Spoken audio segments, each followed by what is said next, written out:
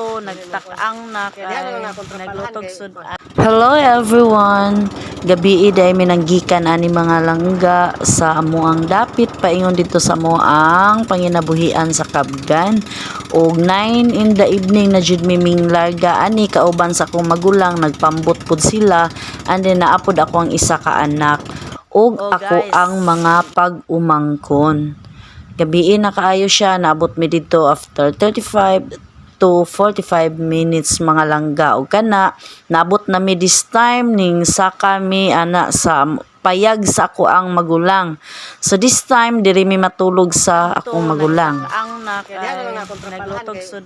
Muna ihang payag mga langga, naglungag, nagluto og sudan and then kami nagdala pon mig kawaya, nagkuha mi gikan sa amoang bunsod para isugnod pa og dugang. So mikatkat na ako ang bana. Misunod po dayon ko niya anak mga langga kay manihapon na lagi mi and then diha jud mi matulog sa kana ang payag sa ako ang magulang kay mas dako man iyang payag kaysa amo ang payag dito sa among bunsod. Og wala na mo damha mga langga gasigi og ulan ana nga time pero salamat sa Ginoo tungod kay safety mi nga naabot anang gabhi una. Manihapon ta ninyo. Hello, pai. Pakita isan mo ka pai te dako te. Ito diretso. Na jiji. Yahaya po na lang. Ano tiyo mo yata? Yahaya pong i-reach. Grabe nang gi. Lala ka mama. Oh. Mama man. Pansat mo. Ay nagkatulog pa yung mama naabot ni. Bibi, kuyog na pug ka? Ulang na mo. Kuyog na pug ka? Ano? Ano kisi? Mutaning isa dare. Yo. Daog ka ba?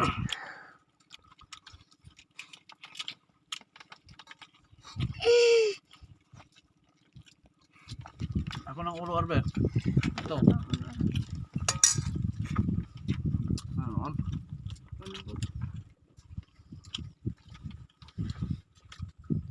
Morbe paya, tulog. Oh. Check na.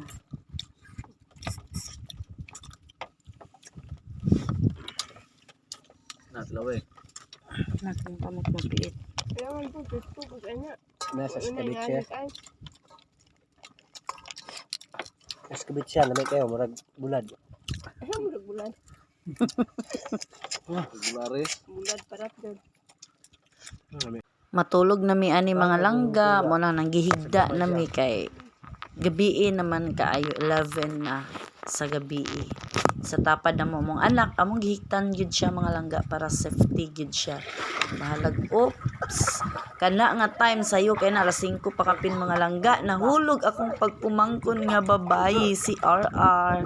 Hingkat-kat siya na mga langga kay tugnaw pa kaayo jud na. Sayo kasi ti RR na king ambak. Mapay pagmata. Oh, nagtiyong-tiyong dali og taman. RR sayo kay kanaligo, ingambak ka. Nagkukik toto bergendaga ya. Kani mga langga, milakaw mi adto mi sa amo ang bunsod kay na mukad pud mi sa amo ang bunsod ana nga time and then ako gitrabaho dito. O kamo sa silang gibiyaan pati akong anak mga langga gipili na mo sa payag kay tuarang pud akong sister-in-law dito at the same time na apod akong pag-umangkon. Og kani nga time mga langga paingon nami moadto sa amo ang suki nga amo ra kong igagaw kay birthday sa iyang apo so nakipakals nang nikaon pa pud mi ani dito mga langga ning naniud to mi. Pag humana mog pangaon dito sa among igagaw mga langga nanguli misugod na ang kusog nga ulan and then may action siya hinay and then dagko na kaing balod pero wala na nakita dana mga langga dagko kay tanang balod mga langga And then hapit jud mi madisgrasya in Jesus name. Nagpasalamat big dako sa Ginoo. Kani nakauli nami, naabot nami, giguyod lang mi sa akong magulang sayang pambot kay naggubaan mi sa amo ang timon. Hapit jud mi malunod sa laod mga langga. Apan salamat sa Ginoo tungod kay iha gid ming giproteksyonan na ami kaubang bata nga dili kabalo mo langoy mo nang dako kay namong pasalamat kani mga langga. Mihinay na ang ulan, mihunong na ang ulan ug mihinay na pud ang balod kay na naman mi sa daplin ana. Nakita ninyo mga langga, gikan amo ang pambot dito, gikot sa pambot sa akong magulang. Munang dako kayo gyud namong pasalamat diha sa tong buhi nga Dios tungod kay maayo gyud kaayo siya, wala gyud mi niya pasagdi, do na ay mga kakulian sa amo ang sakayan. Apan iya ming gilikay jud sa kanana ang kadaot, naabot mi nga safe and sound sa amo ang panimalay. Ug salamat kaayo po dili kalikayan mga langga nga nakahilak jud ko dito sa laod kay nabalaka ko kay nakoy anak nga dili kabalo mo langoy. Ako aday anak-anak mga langga na sa pambot sa ako ang magulang. Muni mga basa kaayo mi, and then humana ang kakulba, humana ko gilak ana ug pertig na kong sangpit sa Ginoo. Wa gilain tang sangpitan kundi ang Ginoo ra gyud panahon sa kalisdanan. Ug salamat tungod na siya nagauban kanunay. Thank you for watching. God bless sa tanan.